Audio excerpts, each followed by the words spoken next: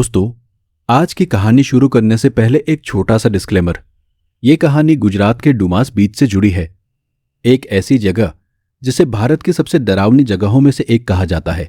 स्थानीय लोगों का दावा है कि यह जगह पहले शमशान घाट थी और आज भी रात के समय यहां अजीब आवाजें सुनाई देती है। कुछ लोग कहते हैं ये सिर्फ हवा की आवाज है, लेकिन जो लोग वहां रात में गए हैं वो कहते हैं वहां कुछ है जो आपको बुलाता है। मैं हूं चरण और आज मैं आपको सुनाने जा रहा हूं डुमास बीच की एक डरावनी घटना जो कुछ साल पहले कुछ दोस्तों के साथ हुई। एक ऐसी घटना जिसमें उन्होंने कुछ ऐसा सुना जो वहां होना ही नहीं चाहिए था, और फिर उनमें से एक वापस तो आया, लेकिन वो कभी पहले जैसा नहीं रहा। रात के करीब 10 बजे थे। सूरत शहर से लगभग 20 किलोमीटर दूर। डुमास बीच की सड़क लगभग खाली हो चुकी थी। दिन में यहां लोग घूमने आते हैं, स्ट्रीट फूड, हवा और समुद्र, लेकिन रात में यह जगह पूरी तरह बदल जाती है। 4 दोस्त, रोहन, मयंक, समीर और अंश, सिर्फ एडवेंचर के लिए रात में यहां आने का प्लान बनाते हैं। जैसे ही वो बीच पर पहुंचे, हवा अचानक ठंडी लगने लगी। समुद्र की लहरें भी अजीब तरह से शांत थी, और सबसे अजीब बात, पूरी बीच पर कोई नहीं था, सिर्फ काली रेत और अंधेरा। तभी अंश ने धीरे से कहा, यार यहां कुछ अजीब लग रहा है। और तभी उन्हें पहली बार सुनाई दी फुसफुसाहट। पहले तो उन्होंने सोचा हवा की आवाज होगी, लेकिन फिर वो आवाज साफ सुनाई दी, जैसे कोई बहुत पास से बोल रहा हो। आओ। चारों रुक गए। समीर ने हंसते हुए कहा, कोई मजाक कर रहा होगा, लेकिन दोस्तों आसपास कोई था ही नहीं। और तभी मयंक ने कहा, तुम लोगों ने सुना? किसी ने मेरा नाम लिया। तीनों ने उसकी तरफ देखा और उसी पल फिर वही आवाज आई, इस बार थोड़ी साफ। मयंक अब चारों के चेहरों का रंग उड़ चुका था, क्योंकि वो आवाज समुद्र की तरफ से आ रही थी। मयंक धीरे धीरे समुद्र की तरफ बढ़ने लगा, जैसे कोई उसे बुला रहा हो। बाकी तीनों उसके पीछे गए। जैसे ही वो पानी के पास पहुंचे, समीर अचानक रुक गया। उसने नीचे देखा, रेत में बने थे पैरों के निशान। लेकिन दोस्तों, वो निशान उनकी तरफ नहीं जा रहे थे, वो समुद्र से निकलकर उनकी तरफ आ रहे थे, जैसे कोई अभी अभी पानी से बाहर आया हो। लेकिन वहां कोई नहीं था। और तभी एक लहर आई और उन निशानों को मिटा गई। लेकिन अगली लहर के बाद निशान फिर बन गए, जैसे कोई अदृश्य चीज धीरे धीरे उनकी तरफ चल रही हो। अचानक अंश ने पीछे मुड़कर देखा और उसकी सांस रुक गई। कुछ दूरी पर काली रेत पर खड़ी थी एक आकृति। सफेद कपड़ों में चेहरा दिखाई नहीं दे रहा था, वो बस खड़ी थी और धीरे धीरे हाथ से इशारा कर रही थी। अंश ने घबराकर कहा, वो कौन है? तीनों ने पीछे देखा, लेकिन अगले ही पल वो आकृति गायब हो गई, जैसे वहां कोई था ही नहीं। और तभी मयंक ने कहा, वो मुझे बुला रही थी। और वो आगे बढ़ गया, सीधे समुद्र की तरफ।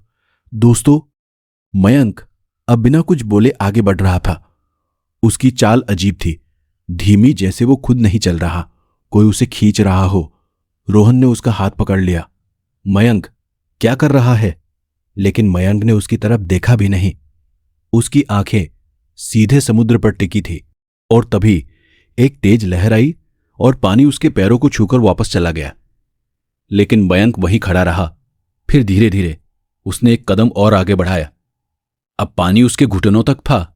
समीर चिल्लाया, अरे बाहर आ! लेकिन उसी पल मयंक के होठ हिले और उसने धीरे से कहा, वो नीचे है। तीनों ने एक साथ पूछा, कौन?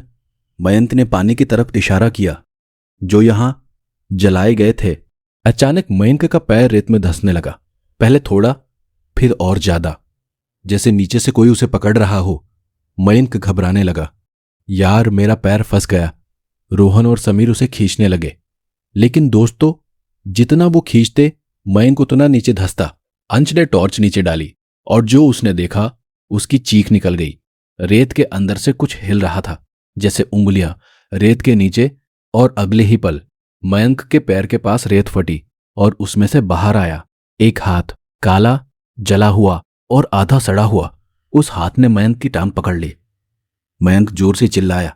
तीनों ने पूरी ताकत से उसे खींचा और आखिरकार वो बाहर निकल आया, लेकिन उसके पैर पर लाल निशान थे, जैसे किसी ने कसकर पकड़ लिया हो। चारों पीछे भागने लगे, लेकिन तभी पूरे बीच पर गूंजने लगी रोनी की आवाज, जैसे बहुत सारे लोग एक साथ कराह रहे हो। हवा तेज हो गई, समुद्र उफान मारने लगा और दोस्तों, काली रेत पर एक एक करके उभरने लगे बैठे हुए आकृतियों के निशान, जैसे कोई लोग रेत में बैठे हों। और धीरे धीरे वो आकृतियां उठने लगी, लेकिन वहां कोई दिखाई नहीं दे रहा था, सिर्फ रेत हिल रही थी, जैसे अदृश्य लोग उनकी तरफ बढ़ रहे हों। चारों भागते हुए पार्किंग की तरफ पहुंचे, लेकिन अचानक रोहन रुक गया। अंश कहाँ है? तीनों ने पीछे देखा। अंश उनके साथ नहीं था। अभी कुछ सेकंड पहले वो पीछे भाग रहा था, लेकिन अब वो गायब था। समीर चिल्लाया, अंश। कोई जवाब नहीं आया, सिर्फ समुद्र की आवाज। और फिर उन्हें सुनाई दी अंश की आवाज, लेकिन दोस्तों, वो आवाज समुद्र की तरफ से आ रही थी। इधर आओ। तीनों धीरे धीरे पीछे मुड़े और अंधेरे में पानी के पास खड़ा था अंश, लेकिन उसकी चाल अजीब थी। वो धीरे धीरे समुद्र की तरफ जा रहा था, जैसे कोई उसे बुला रहा हो। रोहन और समीर भागकर उसके पास पहुंचे। अंश, रुक। अंश ने धीरे धीरे मुड़कर उनकी तरफ देखा, और दोस्तों, उसका चेहरा अजीब था। आंखें पूरी खुली हुई, चेहरा बिल्कुल खाली, जैसे वो उन्हें पहचान ही नहीं रहा। फिर उसने धीरे से कहा, वो मुझे बुला रहे हैं? कौन? अंश ने मुस्कुराया, लेकिन वो मुस्कान मानव जैसी नहीं थी जो यहां जले थे। और अचानक अंश ने खुद को पानी में गिरा दिया। समीर और रोहन ने उसे पकड़ लिया, लेकिन उस पल पानी के अंदर से कुछ हिला, जैसे बहुत सारे लोग नीचे खड़े हों। और दोस्तों, एक सेकंड के लिए उन्हें पानी के अंदर चेहरे दिखाई दिए।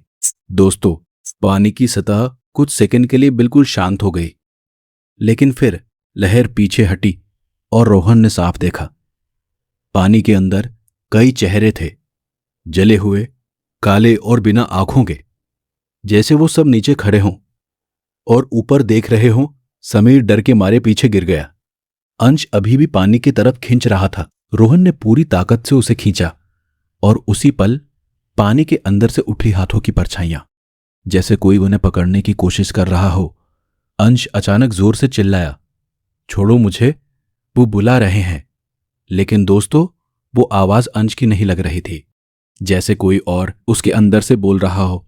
और तभी एक तेज लहर आई और तीनों जमीन पर गिर पड़े।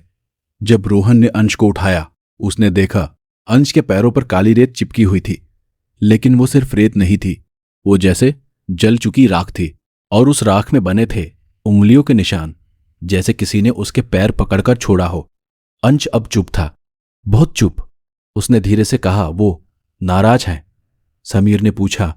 कौन? अंश ने समुद्र की तरफ देखा। हमने उन्हें जगाया है।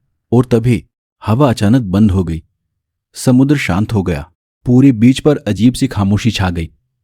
लेकिन दोस्तों, खामोशी के बीच उन्हें सुनाई दी जलने की आवाज। पूरी बीच पर अचानक जली हुई चीज की गंध फैल गई, जैसे कहीं चिता जल रही हो। रोहन ने टॉर्च घुमाई, और दोस्तों, काली रेत के कुछ हिस्सों से धीरे धीरे धुआं उठ रहा था, जैसे रेत के नीचे कुछ जल रहा हो। समीर पीछे हट गया, लेकिन अंश वहीं खड़ा रहा।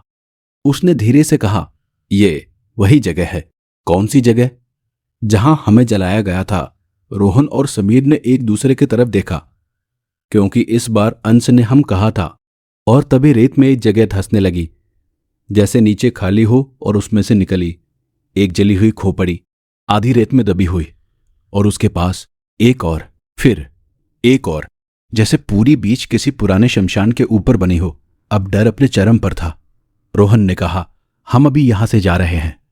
तीनों पार्किंग की तरफ दौड़े, लेकिन अंश धीरे धीरे चल रहा था, जैसे उसका मन अभी भी पीछे हो। अचानक अंश रुक गया। उसने पीछे मुड़कर देखा, और दोस्तों, समुद्र के किनारे खड़ी थी कई परछाइयां, धुंधली, जली हुई और स्थिर, जैसे वो उन्हें जाते हुए देख रही हो। अंश ने धीरे से हाथ हिलाया, जैसे किसी को अलविदा कह रहा हो, और फिर वो कार में बैठ गया। तीनों बिना कुछ बोले शहर वापस लौट आए। लेकिन असली डर उस रात खत्म नहीं हुआ। उस रात के बाद अंश बदल गया। वो कम बोलने लगा, अक्सर खिड़की के बाहर देखता रहता, और कभी कभी धीरे से फुसफुसाता, वो अभी भी बुला रहे हैं। कुछ हफ्तों बाद अंश गायब हो गया। उसके कमरे में सिर्फ एक चीज मिली, काली रेत बिस्तर पर, फर्श पर और खिड़की के पास, जैसे कोई समुद्र से चलकर आया हो। दोस्तों, आज भी डुमास बीच जाने वाले लोग कहते हैं, रात के समय अगर आप अकेले खड़े हों तो कोई आपके पास आकर धीरे से कहता है आओ, और अगर आपने उस आवाज का पीछा किया तो शायद आप वापस आ जाए, लेकिन आप पहले जैसे इंसान नहीं रहेंगे। मैं हूं चरण, और डुमास बीच की काली रेत आज भी कुछ छुपाए बैठी है।